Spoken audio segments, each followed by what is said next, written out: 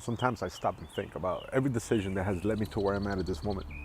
I mean, every decision, leaving the house at a certain time, making a left instead of a right, talking to a certain individual or not, depending on who I'm choosing, on picking. And all those little small decisions have led you to this point right now. Right now, as you're looking at this video, all those decisions have left you right where you are. Whether they're good, whether they're bad, whether, you've experienced a lot of nasty stuff in your life, but, without that nasty stuff, you wouldn't be who you are at this moment. Even if you don't want to be the person that you are right now, whatever it is that you're doing at the moment, it's going to catapult you to become the next person. With every new level, there's a new devil. You guys ever heard that? So don't get mad about things that are hard, Don't get mad about that person that cut you off, or if the flight left you. You never know why those things happen. You ever heard about the stories from 9/11? Gentleman got into an argument with his wife because she couldn't take the baby to daycare. Ultimately, after some arguing, he ended up taking the baby to daycare. He got late to work. His life was spared.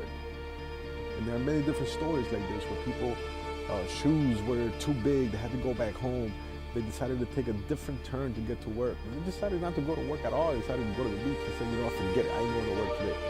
So every decision that you've ever made, whether one that was favorable towards you at the moment or not, has led you to where you're at now.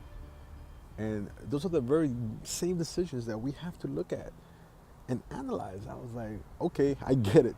I get it why I went through that. I understand now why God put me in that position, why I was hurt, why I was feeling a certain amount of pain, why my, relationship didn't work, why, any why. All those whys have a reason. And most of the time, because we're so emotional and we're not ready to deal with certain types of emotions, we look at those things like, why me? Why I have to go through that? Why couldn't it be somebody else? I'm a good person.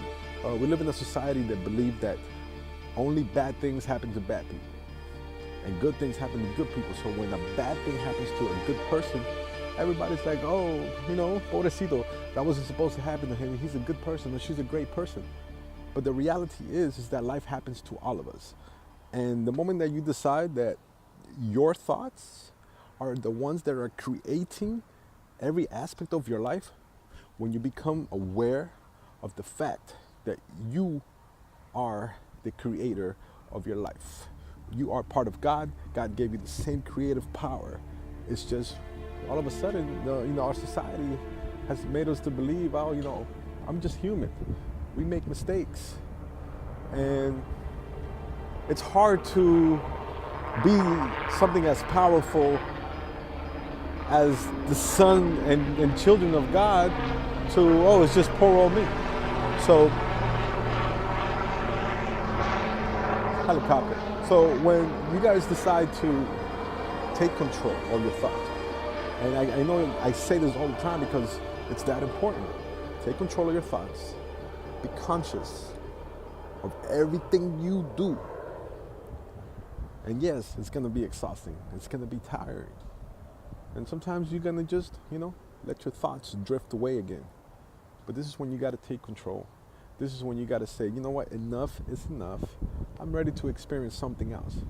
I've already experienced being broke long enough. I've already experienced being single long enough. I've already experienced being in a marriage that's destroying me long enough.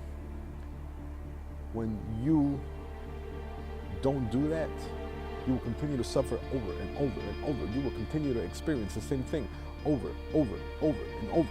So what I'm trying to tell you tonight is, when we take control, life begins to happen for us, not to us, all right? Peace out, guys. It's Andy. Peace.